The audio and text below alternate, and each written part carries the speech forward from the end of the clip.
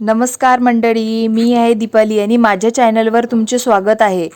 मी माझी कथा घेऊन येत आहे तुझ्यात जीव रंगला भाग 30. मिनल रायाच्या रूममध्ये आली होती. राया आत्ताच फ्रेश होऊन आला होता. मिनलने येऊन रायाला मिठी मारली. रायाने तिला समोर घेतले आणि तिच्या कानाखाली मारली. ए यू, तुझी हिंमत कशी झाली? मिनल म्हणते. जशी तुझी हिंमत माझ्या रूममध्ये येण्याची झाली. तुझे लग्न झालं आहे ना? तू काय करत आहे? तुला तरी समजत आहे का? सजितला समजलं तर तो काय म्हणेल? काही विचार करते की नाही? डोक्यावर पडली आहे का? एवढे दिवस मी शांत होतो. घरातले काय बोलतील? माझ्यावरच नाव येईल. तुला कोणी बोलणार नाही, पण तुझं जास्तच चाललं आहे. आमच्या घरात कधीच कोणत्या बाईवर हात उचललेला नाही. त्यासाठी तुझी माफी मागतो. माझे विचार सोड. सजित सोबत लग्न केलं आहे ना, त्याच्यासोबत तरी नीट राहा. घरामध्ये नीट राहा. कशाला त्यांच्यामध्ये वाद घडवते? राया खूप रागात आला होता, म्हणून तो मिनलला एवढं बोलला. अजून तिला एक देऊन दिली असती, पण तो शांत राहिला. आबा रायासोबत बोलायला आले होते. त्यांनी मिनलचं वागणं बघितलं होतं. त्यांना पण काही आवडलं नाही होतं. तिला बोलणार होते. अजून काय बोलते ते ऐकत होते. मला तू आवडतो. त्याचं काय करू? तुझ्यासाठी तर मी सजित सोबत लग्न केलं. तुला का समजत नाही? परत मिनल रायाला मिठी मारायला जात होती. राया तिला बाजूला करत होता. ती ऐकत नाही होती. अजून त्याला जवळ जात होती. राया अजून तिच्यावर हात उगारेल म्हणून आबा जोरात मिनल अशी हाक मारतात. राया तर खूप घाबरलेला असतो. मिनलला काही वाटत नाही. ती निर्लज्जसारखी तिथं उभी असते. मिनल, तुला समजत नाहीये का? मी केव्हाचं बघत आहे. तुझं काय चालू आहे? सजित सोबत लग्न झालं आहे ना? रायाकडे काय आहे? हा काय प्रकार आहे? रायाच्या रूममध्ये का आली आहे? आबा मिनलला विचारतात. मला रायाच हवा होता. राया माझ्याकडे बघत पण नाही, म्हणून तर मला असं करावं लागतं, मिनल म्हणते. त्यांचा आवाज ऐकून सगळे रायाच्या रूमजवळ आले होते. सजित पण आला होता. तो मिनलला शोधत होता. त्याला सुट्टी मिळाली आहे ते तिला सांगणार होता. रायाच्या रूमजवळ गर्दी दिसली म्हणून सजित पण गेला. त्याला काही माहिती नव्हतं. मिनल जवळ गेला. तिच्या सोबत बोलू लागला. मला सुट्टी मिळाली आहे. आपण उद्याच मुंबईला जाऊ. तुला तुझ्या मॉम डॅडची आठवण येत होती ना? सजित म्हणतो. हो, तिला उद्याच घेऊन जा, आबा म्हणतात. तिथून निघून जातात. बाकी पण आपल्या आपल्या रूममध्ये निघून जातात. अजित रायाजवळ जातो. राया, चांगलं झालं. तिचं सत्य सगळ्यांसमोर आलं. सजित अजून काही माहिती नाहीये, अजित म्हणतो. राया काही बोलत नाही. त्याला काय बोलावे तेच समजत नाही होतं. अजित पण काही बोलला नाही. त्याला त्याचा वेळ दिला पाहिजे. तो तसाच बसून राहिला. रायाजवळ होता. काय मुलगी आहे? माझ्या मुलाला फसवत आहे अशी आव आणते. मी किती चांगली आहे. सजित काही बोलत नाही. त्याला मुंबईला जायचं आहे. उद्या मुंबईला जात आहे. सजित पण माझ्यासोबत आधीसारखं सरळ सांगत नाही. आरती त्यांच्या बोलत होत्या. अकिरा काही चांगलं वाटत नाही होतं. रायासोबत काहीतरी झालं आहे असं तिला वाटत होतं. ती आणि स्वरा स्टडी करत होत्या. स्वरा मनापासून अभ्यास करत होती. अकिराचं कशात लक्ष लागत नाही होतं. ती रायाला कॉल करते, पण राया कॉल घेत नाही. अकिरासोबत पण बोलायचा त्याचा मूड नाही होता. अकिराला वाटलं काही कामात असेल, म्हणून ती फोन ठेवून देते. अभ्यास करायला घेते. तिचं लक्ष सारखं फोनकडे जातं. रायाने अजून कॉल केला नाही. अकिरा मनातच म्हणते. अकिरा, काय चालू आहे? काय झालं? तुझा चेहरा असा का दिसत आहे? स्वरा म्हणते. अकिरा स्वराला सगळं सांगते. अजित दादाला कॉल करून बघते. तो आपल्याला सांगेल. स्वरा अजितला कॉल लावते. तो पण लवकर कॉल घेत नाही. तो बघतो स्वराचा कॉल आहे. तिला काय सांगू? तिला कॉल नाही केला तर ती सगळ्यांना कॉल करेल. त्यापेक्षा बोलून घेतो. तो स्वराला कॉल लावतो. ती पण लगेच घेते. रिंग पण होऊ देत नाही. अजितदादा, काय झालंय का? रायादादा कॉल घेत नाही आहे. तू पण आधी कॉल घेतला नाही. काय चालू आहे? मिनलने परत काही केलं आहे का? स्वरा म्हणते. बुलेट ट्रेन, मला बोलू देते का? तूच बोलणार. मी कधी तुला सांगणार काय झालं? अजित म्हणतो. आता सगळं सांग. काय झालं? रायादादा कुठे आहे? माझा कॉल का घेतला नाही? त्याला सांगितलं होतं ना माझा कॉल घ्यायचा. स्वरा म्हणते. तो कामात होता. आबा आणि राया डेअरीतलं बोलत होते. त्याचा फोन रूममध्ये होता. आम्ही आत्ताच शेतातून आलो. लगेच आबांनी हाक मारली. त्याला जावं लागलं, अजित म्हणतो. त्यानंतर कॉल करायला सांग. आपल्या अकिरा वहिनीला काळजी वाटते, स्वरा असत म्हणते.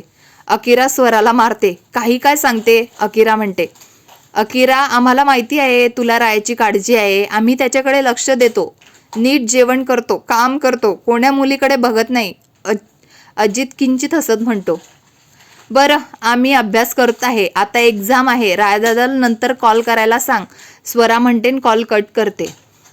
अजित हुश करतो. एकदा रायाकडे बघतो, बाहेर निघून जातो. रात्री कोणीच नीट जेवण केलं नाही. राया तर रूमच्या बाहेर पण आला नाही. अजितने पण जेवण केलं नाही. माईला कसं तरी वाटत होतं. दोघं मुलांनी काही खाल्ले नाही. माईला ते पटत नव्हतं. माईने दूध गरम केलं, 2 ग्लासमध्ये टाकलं, रायाच्या रूममध्ये गेल्या. त्यांना माहिती होतं अजित तिथंच असेल. अजित तिथंच होता. माईंनी त्याला हाक मारली. दुधाचे ग्लास त्याच्या समोर धरले. पटकन पिऊन घ्या, माई म्हणतात. माई, तू का घेऊन आली? मला असं पण भूक नाही आहे. कशी भूक नाही आहे? दिवसभर रानात काम करत होता, तुला भूक लागली नाही का? मला काही सांगायचं नाही. तू दूध घेणार नाही तोपर्यंत मी इथून हलणार नाही, माई म्हणतात. माई कशाला हट्ट करते? खरंच भूक नाही आहे, राया म्हणतो.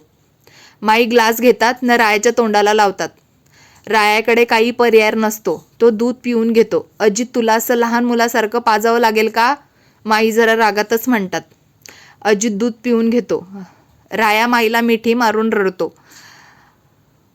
माई, माझ्यामुळे सगळं होत आहे. मला शंका वाटते मिनल सजितला परत गावाला येऊ देणार नाही, राया म्हणतो. राया, नको तो विचार करत बसू नको. जे होतं ते चांगल्यासाठीच होतं.